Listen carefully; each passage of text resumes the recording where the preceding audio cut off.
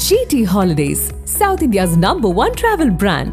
You know you are special when you're with GT Holidays. ஆன்லைன்ல vitamins வாங்கி சாப்பிடுறது நீங்க தவிர்க்கணும். Calcium is good. Every vitamin is good. But too much of anything is good for nothing. It becomes a poison. சில சமயங்களில் இரண்டு கால்களும் urine control இல்லாமல் நோயாளிகளாக மாறிவிடுகிறார்கள். நானே 2-3 பேஷண்ட்ஸை பார்த்துருக்கேன். எனக்கு பேக் பெயின்னு சொல்லிட்டு நான் பாட்டுக்கு வைட்டமின் டியாக சாப்பிட்டுட்டு இருந்தேன், கால்சியமாக சாப்பிட்டுட்டு இருந்தேன் டாக்டர், ஆனால் எனக்கு ரிலீஃபே இல்லை அப்படின்னு சொல்கிற போது நம்ம அதை ப்ராப்பராக டெஸ்ட் பண்ணி பார்க்கும்போது அவங்களுக்கு கார்டு கம்ப்ரெஷன் இன்ஃபெக்ஷனில் நீங்கள் பார்த்தீங்கன்னா ஒரு டிபி நம்பர் 1 நிற்கிது. அதுக்கு மேலே ஏதாவது கொழுப்பு கட்டியோ நியூரோஃபைப்ரோமா அப்படின்ற ஒரு வியாதியோ அந்த தண்டு வரத்தில் அழுத்திட்டு இருக்கும்போதும் அவங்களுக்கும் அதே பேக் பெயின் மாதிரி தான் தெரியும். இந்த ஸ்மோக்கிங் பழக்கம் உள்ளவங்களுக்கு கூட. வணக்கம், நான் டாக்டர் ராஜேந்திரன் பேசுகிறேன். முக்கியமான ஒரு காரணம் இந்த முதுகு வலிக்கு அந்த தண்டுவடம் முன்னுக்கு இழுக்கக்கூடிய ஒரு சூழ்நிலை. இது யாருக்கு வருதுன்னா உட்காந்து சாப்பிட்டு தொப்பை வயிறாக மாற்றுறது. So obesity, so over weight. இது என்னாக நின்ன உடனே அப்படியே அந்த என்டையர் வெயிட் வந்து அந்த வயிற்றுலேருந்து இழுத்து முன்னாடி அந்த பின்னாடி இருக்கிற அந்த தண்டு வடத்தை அப்படியே உழைக்குது. அப்பவும் வந்து இந்த நரம்புகள் அழுத்தம், நரம்பு மேலே இருக்கிற அழுத்தம் வந்து அதிகமாகுது. ஸோ இந்த over weight, untimely sleep, faulty sleeping position, எப்படி வேணாலும் தூங்கலாம் அப்படி இல்லாமல் இப்படி தான் தூங்கணும் அப்படின்ற ஒரு கட்டாயத்தில் நம்ம கொண்டு வந்தோம்னா இந்த தேய்மானத்தை நமக்கு வெகுவாக குறைக்கலாம். அப்புறம் எக்ஸசைஸ் வந்து தொடர்ந்து பண்ணிகிட்டே இருக்கணும். சும்மா ஒரு 5 நிமிஷம் 10 நிமிஷம் பண்ணக்கூடாது. ஒரு நாளைக்கு ஒரு குறிப்பிட்ட நேரத்தில் ஒரு 30 to 40 minutes, அதுக்கு இன்னும் 24 மணி நேரத்தை 1 மணி நேரம் வந்து உங்கள் ஆரோக்கியத்துக்காக நீங்கள் ஒதுக்குங்க. அது வந்து உங்களுடைய வேலை நேரத்தை பாதிக்கப்படாமல் கூட இருக்கட்டும். இதுக்கு வந்து சைக்கிளிங் பண்ணலாம், ஸ்விம்மிங் பண்ணலாம், நடக்கலாம், ஜாகிங் பண்ணலாம்.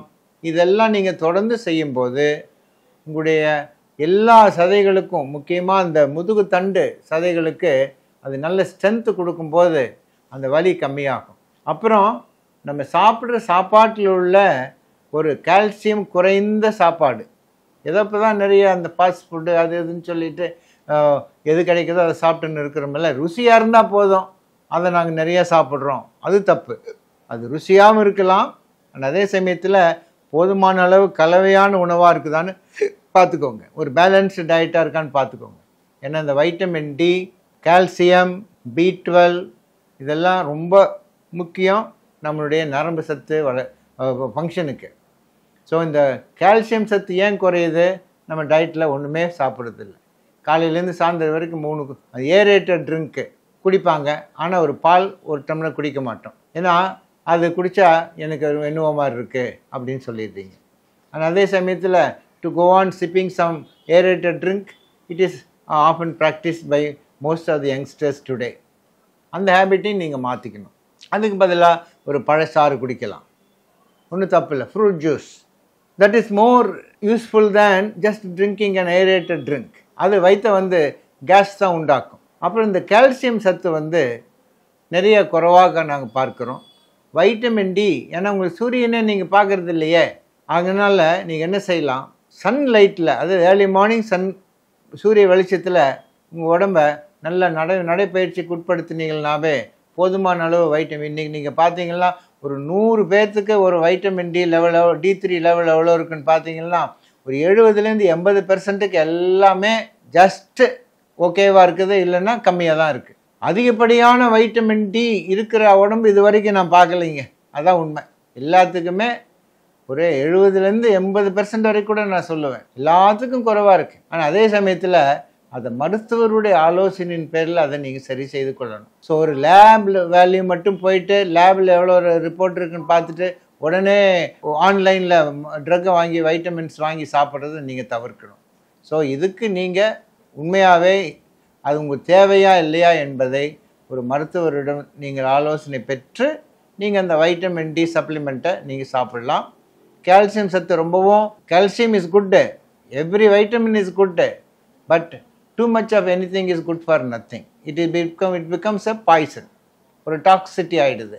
அதையும் நீங்கள் கவனமாக பார்த்துக்கணும். எனவே முதுகு வலின்றது ஒரு சாதாரண வலியாக கம்ப்ளைண்ட்டாக இருந்தாலும் நிறைய சமயங்களில் இது ஒரு ஆபத்தான ஒரு காம்ப்ளிகேஷனுக்கும் போகுது. எப்படின்னா இந்த டிஸ்க் பல்ஜ் அண்ட் ப்ரொலாப்ஸ், அந்த என்ன ஆகுதுன்னா அந்த டிஸ்க் ஹெர்னியேஷன் ஆகி அந்த நரம்புல தண்டுவடத்தை நல்லா அழுத்தும் போது சில சமயங்களில் 2 கால்களும் யூரின் கண்ட்ரோலும் இல்லாமல் நோயாளிகளாக மாறிவிடுகிறார்கள். உடனே அவர்களுக்கு அந்த நிறைய இப்போ லேட்டஸ்ட் ஆப்ரேஷன்ஸ் எல்லாம் பண்ணுறாங்க ஸ்பைன் சர்ஜன்ஸு. அது அந்த டிஸ்க் கம்ப்ரெஸ் ஆகிட்டு இருக்கிற அந்த டிஸ்கை நம்ம அப்படியே டிஸ்கெக்டமி, மினி டிஸ்கெக்டமி அப்படின்னு சொல்லி பண்ணுறதை நாங்கள் பார்க்குறோம். அந்த நிலைமைகள்லாம் நீங்கள் உங்களை ஆளாக்கிக்கவே வேண்டாங்க. இதெல்லாம் சுலபமாக தடுக்கக்கூடிய ஒரு இஷ்யூஸு. எனவே அந்த முதுகினுடைய பலத்தை நீங்கள் நல்லபடியாக கவனிச்சுக்கிட்டீங்கன்னா இந்த முதுகு தண்டு தேய்மானம், முதுகு தண்டினுடைய கம்ப்ரெஷன், ப்ரெஷர் எஃபெக்ட்டு, இந்த டிஸ்க் ப்ரொலாப்ஸு, போன் டென்சிட்டி ரொம்ப குறைவாக இருக்கிறது, இது எல்லாமே இந்த முதுகு வலிக்கான காரணங்கள். அதை எந்த பிரச்சனை உங்களுக்கு இருக்குதுன்னு தெரிஞ்சுக்கிறதுக்கு ஒரு மருத்துவருடைய ஆலோசனையின் பேரில் நீங்கள் தேவையான என்ன பரிசோதனை பண்ணிக்கிறீங்களோ பண்ணலாம், பண்ணிவிட்டு அதுக்குள்ளே தேவையான ட்ரீட்மெண்ட் எடுத்துக்கலாம். ஆனால் அதை நெக்லெக்ட் பண்ணக்கூடாது. ஏன்னா சம்டைம்ஸ் அந்த நானே 2-3 பேஷண்ட்ஸை பார்த்துருக்கேன். எனக்கு பேக் பெயின்னு சொல்லிவிட்டு நான் பாட்டுக்கு வைட்டமின் டியாக சாப்பிட்டுட்டு இருந்தேன், கால்சியமாக சாப்பிட்டுட்டு இருந்தேன் டாக்டர், ஆனால் எனக்கு ரிலீஃபே இல்லை அப்படின்னு சொல்கிற போது நம்ம அதை ப்ராப்பராக டெஸ்ட் பண்ணி பார்க்கும்போது அவங்களுக்கு ஒரு இன்ஃபெக்ஷன் அதில் இருக்குது.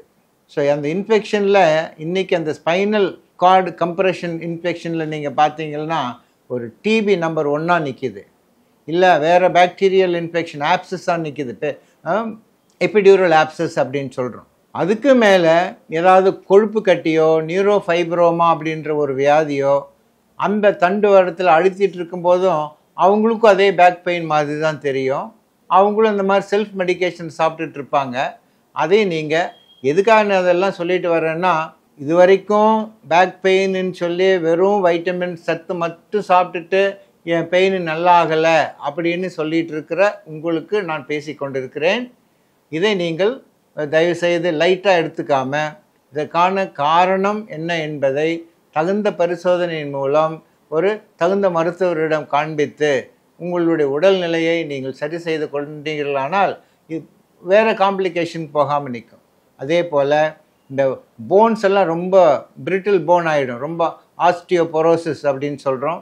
அந்த போன்ஸில் உள்ள டீமினரலைசேஷன் அப்படின்ற ஒரு வார்த்தை நாங்கள் இங்கே உபயோகிக்கிறோம். ஸோ அப்படின்னு வரும்போது அந்த எலும்பெல்லாம் ஸ்பாஞ்சி ஆகிடுது. அதுவுமே அந்த 2 போனுக்குள்ள கேப்பை ரொம்ப குறைச்சிடுது. அதனால் அந்த போன் எல்லாம் ஸ்டிஃப் ஆகிடுது. ஆங்கைலோசிங் ஸ்பாண்டிலைட்டிஸ் அப்படின்றது இன்னொரு கண்டிஷன். அது ஒரு ஜெனட்டிக் டிஸார்டர். அதனால் கூட என்ன ஆகும்னா கழுத்தெல்லாம் மூவ்மெண்ட்லாம் இதாகி இந்த என்டையர் ஸ்பைனல் காலமே ஒரு ஸ்டிஃப் ஆகிடும். அப்புறம் நீங்கள் பார்த்தீங்கன்னா ஃப்ளூரோசிஸ் அப்படின்ற ஒரு கண்டிஷன் இருக்குது. ஃப்ளோரின் கலந்த நீர், குடிநீர், அது ஒங்கோல் மாவட்டம் அந்த மாதிரி ஒரு ஆந்திர பிரதேஷ் அந்த ஏரியாவிலேருந்து வரவங்ககிட்ட அவங்க இதே மாதிரி கழுத்து வலி முதுகு வலின்னு வந்தாங்கன்னா நாங்கள் முதல்ல இதில் ஃப்ளூரோசிஸ் லெவல் எவ்வளோ இருக்குதுன்னு பார்ப்போம். ஸோ அந்த ஸ்கெலிட்டல் ஃப்ளூரோசிஸ் அதுவுமே பேக் பெயினாக வரும், கழுத்து வலியாக வரும். அவங்கள பார்த்தோன்னே நாங்கள் சொல்லிவிடுவோம் இஸ் ஹேவிங் ஸ்கெலிட்டல் ஃப்ளூரோசிஸ். ஏன்னா அவங்க இந்த பல்லுலெல்லாம் கூட அந்த பழுப்பு நிற ஒரு கரை படிந்திருக்கும். அதை பார்த்தோன்னே நீங்கள் கேட்போம், நீங்கள் ஒங்கோல்லேருந்து வரீங்களா அப்படின்னு கேட்போம். ஆமாம். எதுக்காக? எனக்கு நரம்பெல்லாம் வீக்காகி போச்சு, யூரின் கண்ட்ரோல் பண்ண முடியல, கால் நடக்க முடியல. அப்போ போய் பார்த்தீங்கன்னா இதுதான் இருக்கும். ஸோ இந்த ஃப்ளோரைடு கண்டென்ட்டை ரொம்ப கேர்ஃபுல்லாக மானிட்டர் பண்ணணும். அது நம்மளுடைய வாட்டர் போர்டு அது கவனமாக கவனிச்சுட்டு வர்றாங்க. அதில் எந்த ப்ராப்ளம் இல்லை. இருந்தாலும் ஒரு டாக்ஸிசிட்டியை நான் சொல்லித்தானே ஆகணும். அதுக்காகவே இந்த ஃப்ளோரைட் கண்டெய்னிங் கண்டென்ட் நம்ம ப்ராப்பராக பார்க்கணும். இந்த சம்டைம்ஸ் கேன்சர்ஸ், டியூமர்ஸ், கொழுப்பு கட்டின்னு சொன்னேன், அதே போல் நியூரோஃபைப்ரோமா அப்படின்ட்டு சில எப்பெண்டைமோமா அப்படி சில நரம்பு சம்மந்தமான கட்டிகள் ஒரு ஸ்பைனல் கார்டில் ப்ரெஸ் பண்ணிகிட்டு இருக்கும்போது பேஷண்ட் எப்படி வருவார்? பேக் பெயின் தான் வருவார். அது வழக்கமாக நாங்கள் ஒரு லைட்டாக சொல்லுவோம், கை கால் குடைச்சல் அப்படின்றத ஒரு சாதாரண ஒரு டயக்னோசிஸாக நாங்கள் எடுத்துகிட்டு இருப்போம். ஏன்னா நிறைய பேஷண்ட்ஸ் வந்து சரியாக சாப்பிடாம வைட்டமின் சத்து குறைவா ரொம்ப கஷ்டப்பட்டுட்டு இருக்கிறவங்க கை காலெல்லாம் குடையுது டாக்டர், முதுகெல்லாம் விட்டு போகுது அப்படின்னு வரும்போது கூட அதுக்கு சத்து மாத்திரை கொடுக்குறோம், வலி நிவாரணம் கொடுக்குறோம். ஆனால் அவங்களுக்கு கூட நாங்கள் ஒரு கட்டத்துக்கு மேலே வேறு ஏதாவது இருந்து நம்ம அதை மிஸ் பண்ணிகிட்டு இருக்கோமா அப்படின்னு பார்க்கும்போது கண்டிப்பாக என்னுடைய சர்வீஸில் நிறைய பேஷண்ட்ஸுக்கு ஸ்பைனல் டியூபர்குலோசிஸ், இல்லை இந்த மாதிரி நியூரோஃபைப்ரோமா, இந்த மாதிரி வெர்டிபிரல் கொலாப்ஸு, எப்பயோ அடிபட்டிருக்கோம்.